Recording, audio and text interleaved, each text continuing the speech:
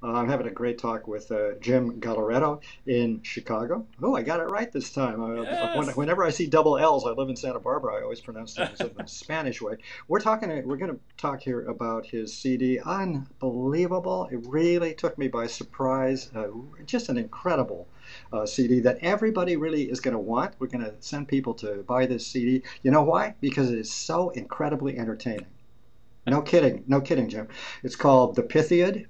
And just to help everybody get through all the Grecian angst, the Pythia was also known as the Oracle. Have I got that right? In other words, the Oracle at Delphi was also referred to Ye- as the Pythia. So this is the Yes. Pythiad, and it's a suite, 9 songs. The texts are written by your incredible son Coleman, and what we're talking about is a modernization of texts and ideas around.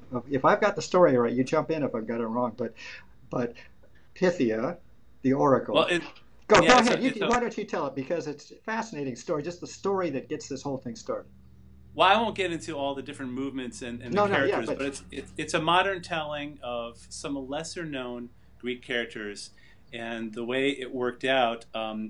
My son, who's the lyricist for the Pythiad, he and I, when we wrote this, he would come up with some research about characters, and they you would think that Greek mythology is a little uh, maybe a little overdone sometimes, but the way he did it, the way he did the that's research right. and organized the lyrics, he came up with a very modern way of looking at these particular characters, and so it's really interesting. It's very pertinent to today. There's a lot of subject material in there that, Many issues. Yeah. that is interesting. But I love the From idea of the oracle inviting these lesser gods in for a little shrink session. That's kind right, of as right. I think that is hilarious. So you get the drift. It's this CD is more than the intimidating look of it.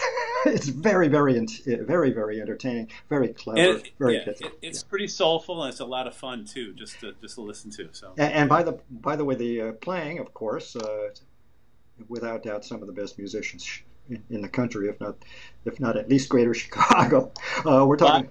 Go. yeah, I've been really lucky. Uh, When I started my group in '97, Chicago has been a beautiful place to live for, to be a professional musician. And I had access to some of the best string players in the world. My wife is the cellist in the group, yep. Jill Kading, and she knows everybody in the city. And, we were just, when we were working on the Pythiad, we were just lucky to have some amazing string players that weren't afraid of different styles of music.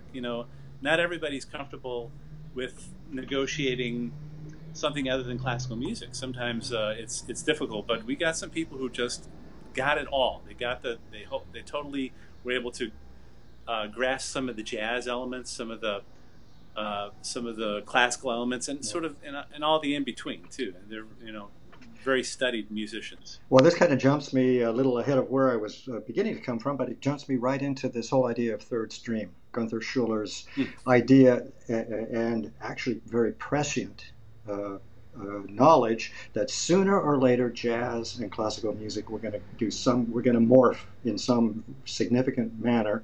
And really what it really is for classical musicians. By the way, I've reviewed now 4 or 5 CDs, as I mentioned to you off Hmm. camera, and the absolutely brilliant musicians all over the world, and they are following this idea where they are, for example, classical musicians who can now freely improvise Well, and Turtle Island String Quartet is a perfect example. yeah, Matter of exactly. fact, they're one of my inspirations too. David Balakrishnan, the guy who wrote most of the arrangements for Turtle Island, I actually got to meet him, and I think I even sent him some of my scores, and I've studied some of his music. Yeah, that's they're uncanny. I mean, when you think about a string player that improvises, it's it's happening more and more. You get a Yep. lot of people who really know classical music who want to try to improvise. The other way around is also true, where you'll get a jazz musician like myself who knows about classical music, who studied Stravinsky, studied uh, you know Messiaen, studied Beethoven, Chopin. I mean, there's so much in classical music that you can merge and relate to in terms, if you're a jazz musician. It's amazing stuff. You can definitely dig into classical music and hear uh, deeply into it and find chords that some people think are only in jazz, but it's everywhere. You Yeah, have exactly. complexity like that everywhere. Yeah. Yeah. By the way, Jim, I want everybody to know, is an incredible saxophonist. Soprano sax is the instrument chosen for this CD. Is that is that it, the instrument, or do you kind of cover the range of saxophones, just in general? Well, I mean, I play all the saxophones Yeah. for sure, and I also in the other professional work I do besides writing and playing jazz, I do a lot of music that requires me to play flute and clarinet. So I definitely have my fingers in all the woodwinds. Yeah. But saxophone is my first love, and as an improviser, it's the instrument I gravitate towards. Yeah. And by the way, the use of soprano saxophone as a choice, I couldn't help myself, because also of your compositional skills. This is gorgeous writing for string quintet. It's just beautiful writing, very intelligent, very serious. I mean, all of that training that we've discussed in classical writing, you have it. The writing is brilliant. It's really brilliant. But the way you use soprano saxophone is so gorgeous. You basically make a giant pitch for the instrument, as far as I'm concerned. I was enchanted. Well, it's kind of like, it was as a musician, when you practice, you evolve over time. And when I started to explore the string quartet with saxophone, my playing changed. It definitely changed, because I wanted to find the sound of the soprano saxophone that would blend with the strings, that would sort of like be enveloped by the strings. It wasn't, I think what I would do to make that happen is choose what type of tone I was going to use, and also choose different types of ways of playing. How much vibrato, how much of inflections would I use, or would I not use to blend with the strings. It's evolving to this day. I mean, the first time I recorded with Jazz String Quintet was in 2007, and I did some work with a string group and Kurt Elling, and that was another opportunity to actually introduce.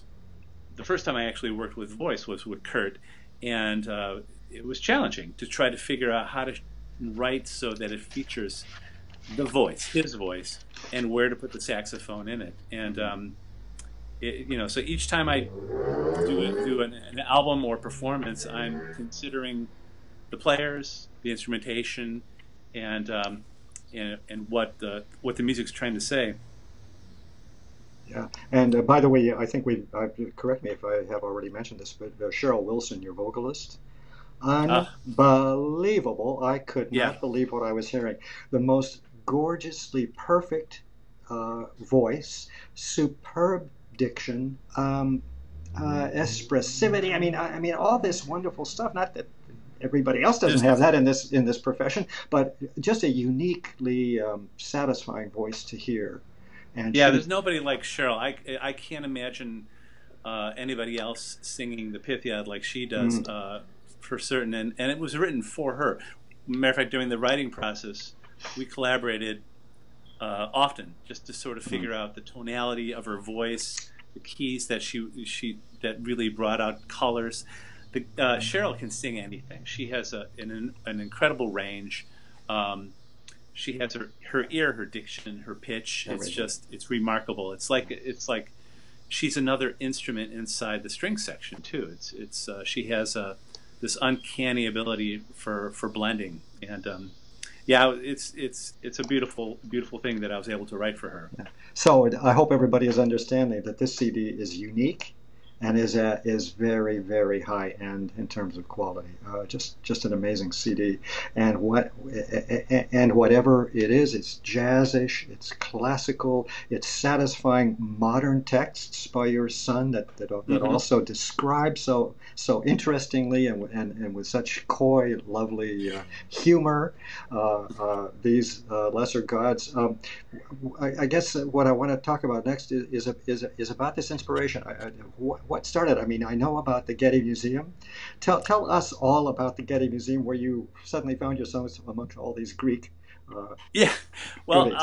it's funny. As a throughout my career as a writer, I've always sought out opportunities to write. And when I'm writing, sometimes I'll write music without a performance in mind, but mostly when I'm writing, I have an idea about who I'm writing for, where it's going to be performed, and so the inspiration for the Pythiad came uh, years ago. It probably was like probably 8 years ago. I wound up at the Getty Museum with another associate of mine, a singer, Patricia Barber, amazing composer, amazing singer and pianist. She brought me out to the Getty to do a performance out there, and it was wonderful. And the person who hired Patricia um, was able to request me because we were friends. He said, "Bring Jim out. I want him to Ah, play this." And so I there went you out go. there. We played the performance, and after we were finished, my friend Ralph said, "Hey, if you ever write something with Greek mythology as your theme, I'll bring you out here and we can do a performance." So anyway, I filed that in my mind, forgot about it. Flash forward 8 years to writing the writing music for Cheryl. Cheryl and I are on faculty at Roosevelt University, and we were doing a faculty concert, and we hit it off.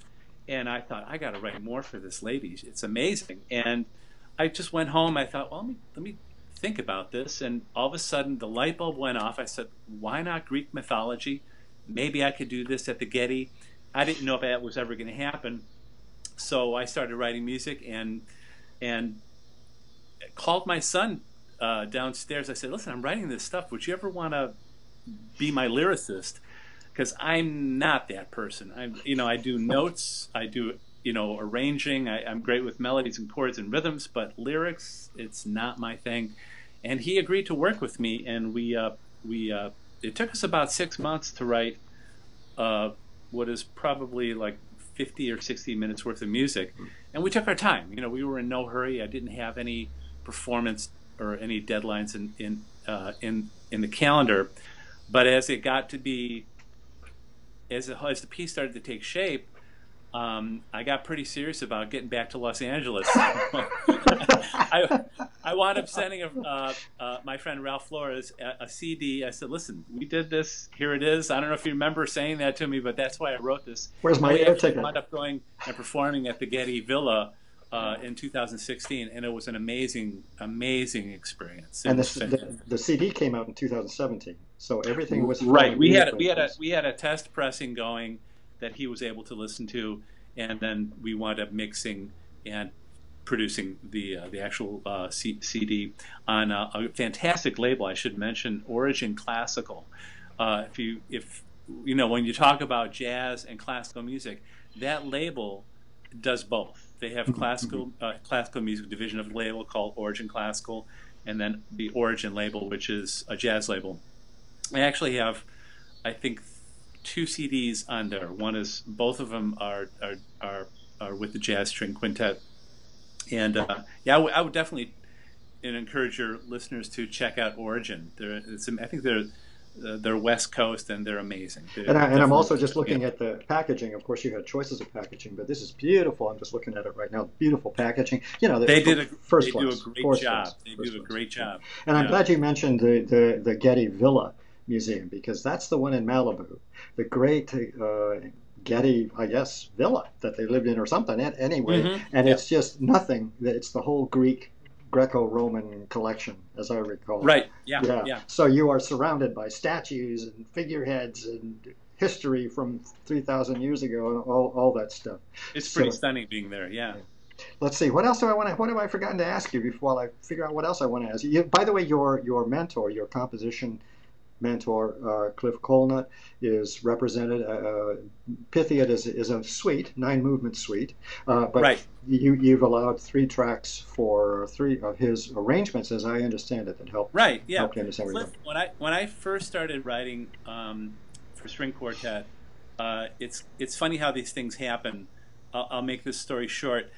Uh, I wrote my first piece of music in 1997, And it was Wow. because a friend of mine, a composer, Peter Saltzman, he was doing a concert in Chicago, and he didn't have enough music. So he called me up. He said, "Hey Jim, I'm doing a string quartet concert." He was going to use my wife's string quartet. He goes, "But I don't have enough music. Do you have anything written for string quartet and saxophone?" And of course I lied, and I said, "Yeah, I have something." And he goes, "Well, great. The concert's in 3 months." And I put the date in my calendar, and I immediately went downstairs, and I wrote my first arrangement called Justina with Strings. And I was new at this. I mean, I was a composition major. Uh, I got my undergrad from DePaul and my master's from Northwestern, both in composition. But I had never really written extensively for strings, except for a couple recital pieces for my wife. So I called up Cliff Colnett, who I know from doing jingles. He's an amazing Ah, ranger, and during the time when jingles were pretty prominent in Chicago, I had worked with him extensively. And I said, "Listen, Cliff, I wrote something for strings. Would you mind looking at it?" And I met with him. He spent 3 hours with me working on explaining all the possibilities hmm, that are available for strings. And hmm. that's how I learned, by studying with Cliff Colnett and him showing me the ropes, and how to notate things correctly, how to get the most out of four string players. I mean, there's literally a world of sounds you can get from a string quartet. Um, Cliff got me into looking at Debussy and Ravel, and by the way, my wife is walking through the door. She's Congratulations. she's returning from a trip. So anyway, so Ah, that's how I nice. got into the whole thing with strings, and really solidified getting my writing skills together through Cliff. And yeah, I couldn't have done it without him. It was Ah. it's so And there's nothing better about gaining expertise in a hurry than lying, and then running to somebody and saying help. yeah. you know. Well, the flash forward to Oh, the CD. yeah. When I was working on the CD on the Pythiad, um, the Pythiad I think is like maybe 15 minutes long, and there's plenty of room on the CD. And I mentioned to Cliff that I was writing for music for Cheryl and the string quartet, and without even me asking him, he said, "Oh, I've got some music I wrote for you for the group." I go, Huh? "Oh, What? okay, please send it to me." So he sent it, and I don't remember which one he sent first, but I said, well, I asked him to do two more, and he did it. He just included there's a Joni Mitchell song called "The Oh, yeah. River," Yep. a standard called "The Peacock," and then a Jaco Pastorius piece called "Three Views of a Secret," beautiful Yeah. waltz. And Cliff's writing is amazing, and it really complemented, uh, you know, the Pythiad, and it was a nice companion. So I was really happy to have his music on the CD Yeah, as well. absolutely. Yeah, And also, it makes a very good a nice comparison. You can see the links between yeah, student and mentor, which I think is great. And by the way, I want to add that we have Christian Dillingham on double bass on this yeah, yeah. CD, You're right. and Cheryl Wilson vocals. Let's give everybody a little line.